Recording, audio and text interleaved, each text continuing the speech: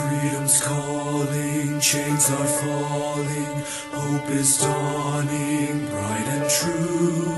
Day is breaking, night is quaking, God is making all things new.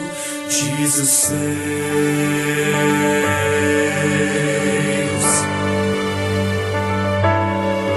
Hear the heart of heaven beating. Jesus saves, and the hush of mercy breathing. Jesus saves. Hear the host of angels sing, glory to the newborn King, and the sounding joy repeating, Jesus saves. Okay mga higala, daghang salamat ug mayong adlaw na usab kanatong tanan. Kini na usab si Pastor Mark sa Sidon sa ato ang the 15-minute Bible Truth Online Broadcasting Ministry. Salamat sa Ginoo nga naanaw sa mi maka-share mi ninyo sa kamatuoran diri sa Biblia, no. Salamat kayo nga nagpadayon ta niini nga mao nga broadcasting ug among pag-ampo nga kini nga mga kamatuoran tisok ni sa inyong mga kasing-kasing, no, kay matud pa sa Bible, ikaw mahibalo sa kamatuoran ug ang kamatuoran mohatag nimo og kagawasan, no. Importante man gud mga higala kaning kamatuoran sa Biblia, no, nga hibaw-an gyud nato, no, kay imani ang yawa baya gusto gyud siyang dili ta mahibalo sa kamatuoran, no, gusto niyang magpabilin ta sa kanang magpuyo sa bakak, no, magpuyo sa dili tinuod. Mo bitaw higala nga importante nga kung maminaw ka ani nga mao nga programa, daday mong Biblia. Importante nga ikaw mismo masayod, ikaw mismo makakita sa kamatuoran, no, ang kamatuoran nga naa sa Biblia. Mo na nga naani nga programa para pagpahayag sa katinuoray, no, sa pulong sa Dios. Okay, mo man ay giingon mga higala ba nga ikaw ba nga naa ka sa imuhang nga relihiyon karon, ikaw ba nga nagmatinud-anon ka og simba pangutana ini kamatay nimo langit ka ba, no, kay ang katapusan aning tanan mga higala, ang importante man nga aduna tay kasiguruan nga makig-uban ta sa Dios sa wala nay katapusan. Kay kung dili ka siguro namatod pa sa Biblia ang imong padulngan kalayo sa impierno, no, tinuod na duha ra man gud ka lugar atong adtuon, langit or impierno. Kung dili ka sigurog langit by the authority sa pulong sa Dios, ingnon ta ka atog yung kag impierno, no, atog yung kag impierno. Kita tanan impierno hunon ta kay makasasala ta. But salamat sa Dios nga si Jesus Christ namatay dito sa krus, gibayran niya ang atong mga sala aron tagaan ta niya agianan sa langit, no. So ni nga adlaw karon atong hisgutan kining pagka-anak sa Dios, no. Now, atong diman-an nga usaray anak sa Dios. But ningon ang Bible nga kung ikaw motuo, mosalig ni Jesus Christ nga imong manluluwas, ningon ang Bible nga himuon ka niya, gitagaan ta niya kagahom nga mahimong anak sa Dios, no.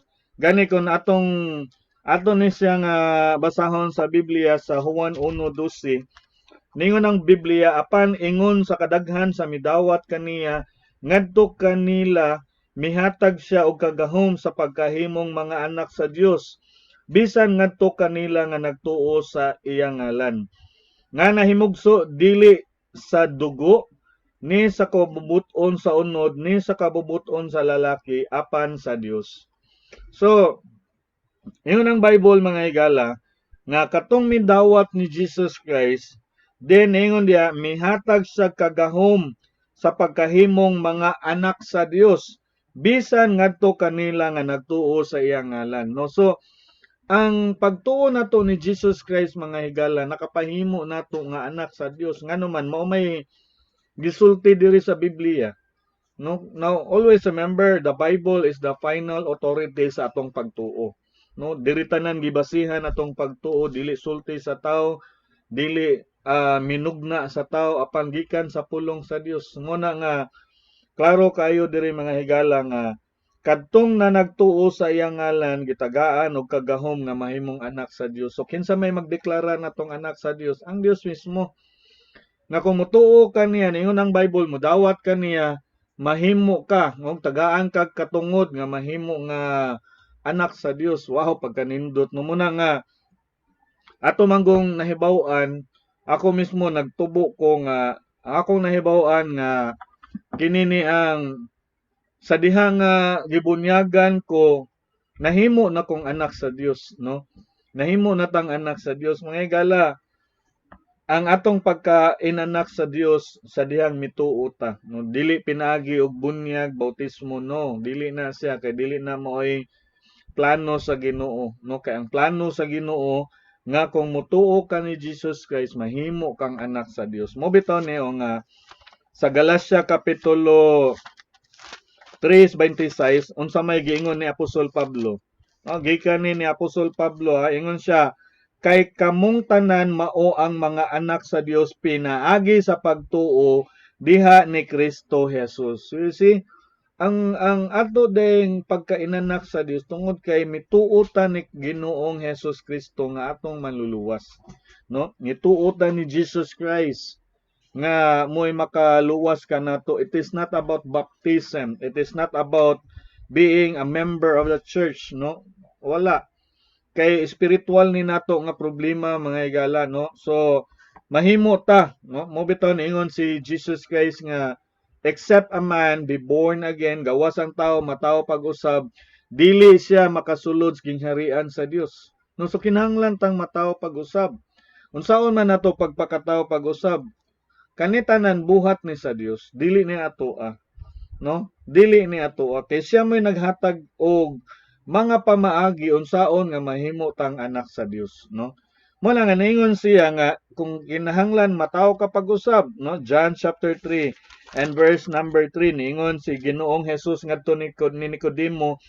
Si Jesus mitubag og miingon ngadto kaniya sa pagkatinuod ako nag-ingon nga na kanimo gawas kon ang usa ka tawo ipanganak pag-usab siya dili makakita sa gingharian sa Dios. Atong ipadayon sa verse 5. Si Jesus mitubag sa pagkatinuod ako nag-ingon nganha kanimo gawas kon ang usa ka tawo ipanganak sa tubig ug sa espiritu siya dili makasulod ngadto sa gingharian sa Dios. Unsa man ang tubig nga gihisgutan ni Jesus Christ diha? Kana nga moong tubig mao na ang pulong sa Dios. Because ang Bible gi-symbolize ni nga tubig, no? Ang Bible, ang pulong sa Dios gi-symbolize ni siya og tubig. Gani kun imong babasa sa Epeso kapitulo 5, no? Epeso kapitulo 5 bersikulo 26 ingon ang Bible, no? Aron siya makabalaan og makahinlo niini diha sa paghugas sa tubig pinaagi sa pulong.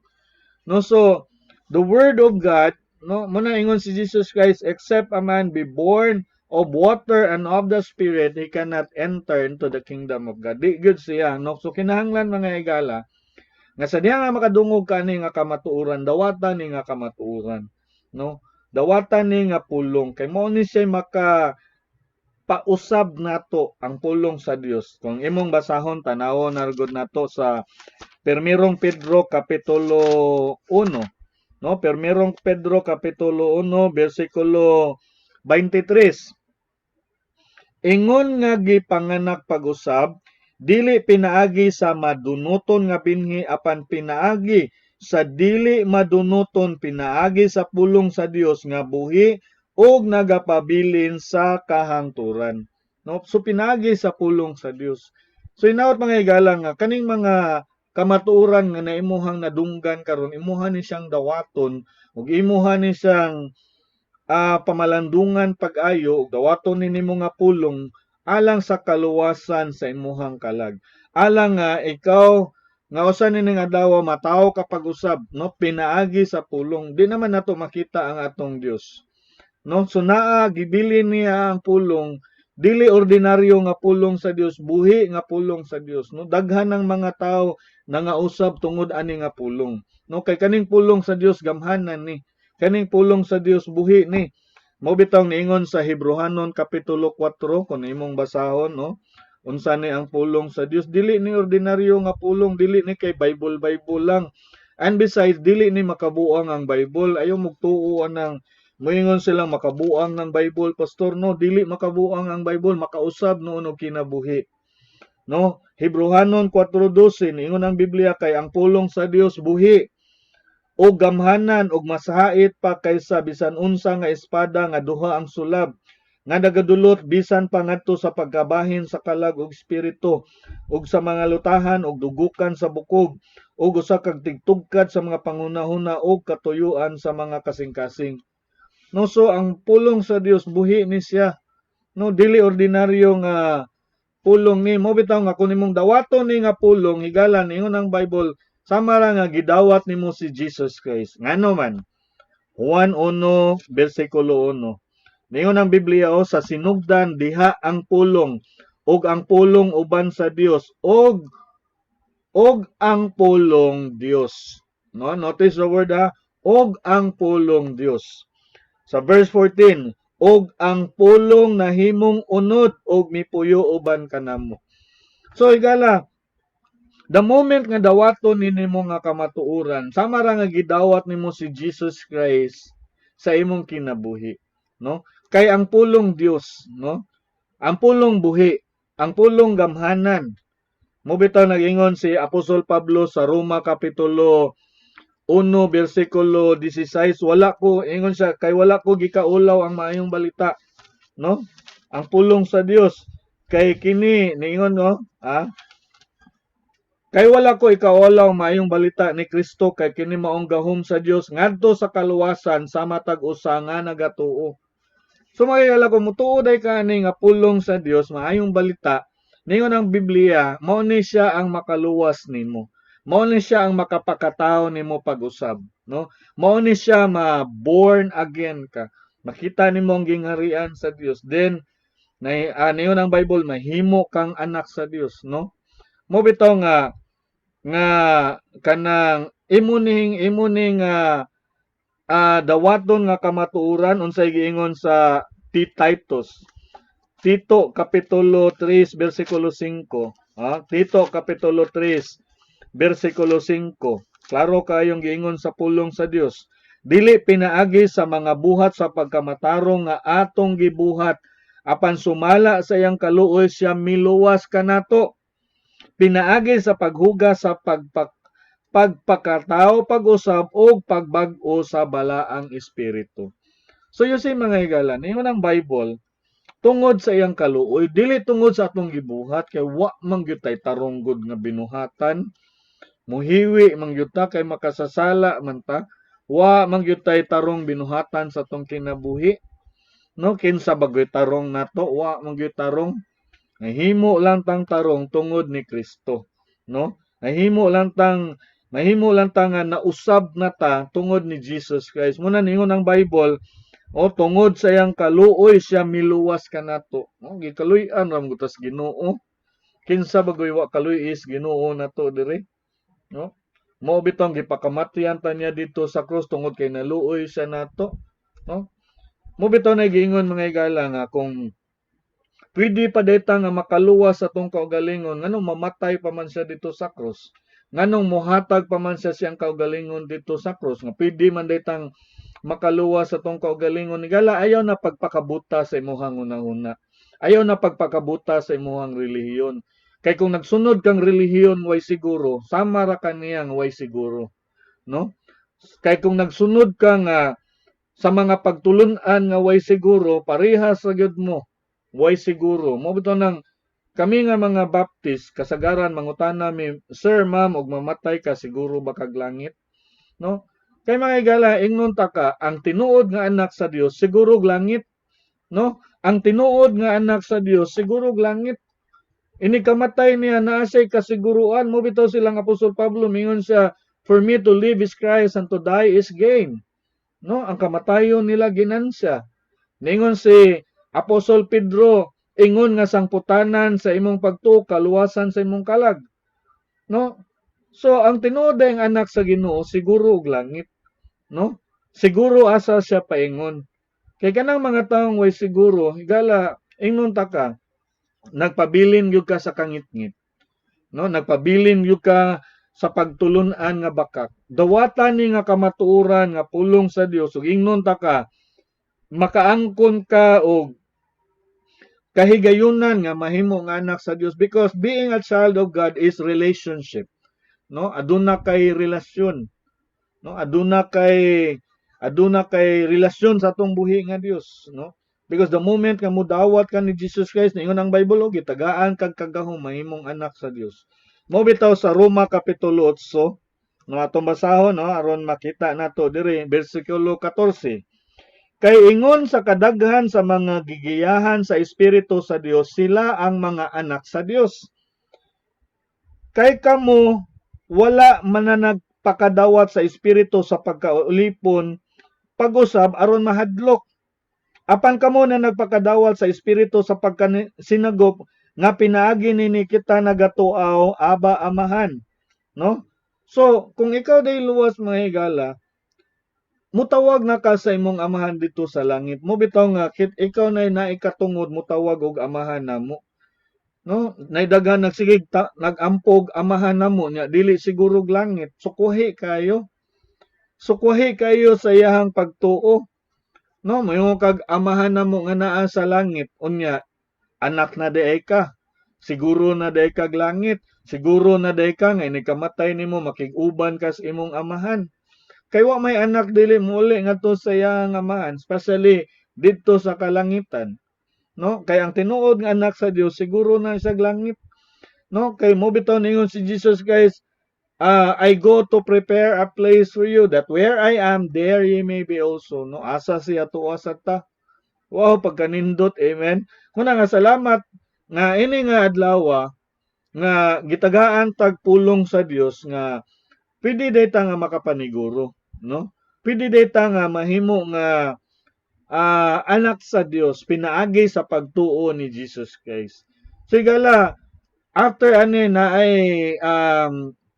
sinner's prayer, I hope imo na siyang sundon, imo na siyang iampo sa imong kasing-kasing ug himo ang imog yung angkunon si Jesus Christ nga imong manluluwas. Dawata kini nga pulong. No, so if you have your Bible, you read your Bible, tun-i siya, basaha siya. No, ayaw og ingon nga makabuang ang Bible, no, dili makabuang ang Bible, gani makakaplag kas kamatuoran, no? Munang hagiton ta ka, read your Bible, study your Bible, learn about the word of God, no? Ug ingnon ta ka mga higala nga makakaplag ka sa kamatuoran. Amen. So salamat ining adlaw karon. Ug hinaot ko nga ikaw tuon aning kamatuoran mahitungod sa pagkainanak sa Dios. Kay it is not about baptism. It is not about being a member of a church. It is about by having faith in our Lord and Savior Jesus Christ. Kini nasab si Pastor Mark sa Sidon ug maingon kaninyo daghang salamat ug maayong adlaw. Ang Dios magpanalangin.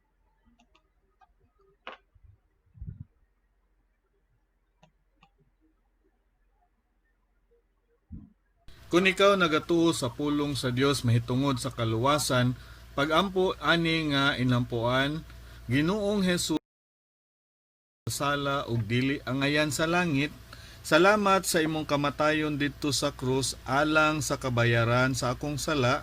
Pasaylo ako sa akong mga sala ug akong angkunon si Ginoong Hesus nga akong manluluwas. Pasudla si Ginoong Hesus sa akong kasing-kasing kay gusto kong malangit. Sa ngalan ni Ginoong Hesus Kristo. Amen.